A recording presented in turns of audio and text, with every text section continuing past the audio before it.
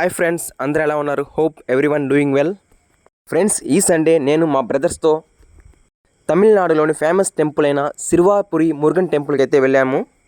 చాలా famous temple అన్నమాట ఇది, సిర్వాపురి బాలసుబ్రహ్మణ్య స్వామి టెంపుల్. ఫ్రెండ్స్, ఈ టెంపుల్ లొకేషన్ చూసుకున్నట్టయితే తడా, సత్యవేడు, చెన్నై ఈ 3 లొకేషన్స్ నుంచి టెంపుల్కి రావాలనుకునే వాళ్ళకి అరౌండ్ 35 కిలోమీటర్స్ అయితే ఉంటుంది. ఫ్రెండ్స్, లోపల రాగానే ఇట్లా క్యూ లైన్లో వెళ్ళాలన్నమాట. ఫ్రెండ్స్, ఇక్కడ 3 క్యూ లైన్స్ ఉంటాయి దర్శనానికి వెళ్ళడానికి. ఫ్రీ దర్శనం ఒకటి, నెక్స్ట్ 50 రూపీస్ టోకెన్ ఒకటి ఉంటుంది, 100 రూపీస్ టోకెన్ ఒకటి ఉంటుంది. ఫ్రెండ్స్, మేమైతే 50 రూపీస్ టోకెన్లో అయితే వెళ్ళాము.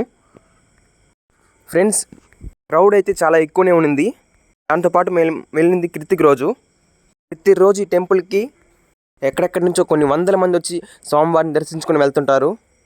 చూసారా క్రౌడ్ ఎట్లుందో? ఫ్రెండ్స్, ఇప్పుడైతే మేము గోపురం ద్వారం నుండి టెంపుల్ లోపలికి అయితే వెళ్తున్నాము. ఫ్రెండ్స్, ఈ టెంపుల్లో స్పెషాలిటీ ఏంటంటే సొంత ఇల్లు కట్టుకోవాలనుకునే వాళ్ళకి అండ్ మంచిగా మ్యారేజ్ చేసుకోవాలనుకునే వాళ్ళకి ఈ టెంపుల్కి వచ్చి స్వామివారిని దర్శించుకుని వెళ్తే వాళ్ళ మొక్కు నెరవేరుతుందంటారు. నెరవేరుతుంది కూడా. మొక్కున్న వాళ్ళు కంటిన్యూస్గా 6 వీక్స్ అయితే ఈ టెంపుల్కి వచ్చి స్వామివారిని దర్శించుకుని వెళ్తారు. టెంపుల్ లోపలైతే ఈ విధంగా ఉంటుంది. చూస్తున్నారు కదా, గోపురం పక్కనే గజస్తంభం, చాలా బాగుంది. ఇంకా మంగళవారం అయితే క్రౌడ్ ఎక్కువ వస్తారు, ఎందుకంటే మంగళవారం సుబ్రహ్మణ్య స్వామికి స్పెషల్ కాబట్టి. ఫ్రెండ్స్, మాకైతే దర్శనం టైం ఎగ్జాక్ట్గా 1 అవర్ పట్టింది. అది 50 రూపీస్ టోకన్లో వెళ్తే. ఇంకా స్వామివారిని మంచిగా దర్శించుకొని అయితే వచ్చాము. అదేంటో స్వామివారిని చూసేప్పుడు ఆ ఫీల్, ఆ గూస్ బంప్స్ నెక్స్ట్ లెవెల్ ఉంటుంది. అసలు గాడ్ కదా, ఆ పవర్ అట్లుంటుంది. గోపురం అయితే చాలా బ్యూటిఫుల్గా ఉంది.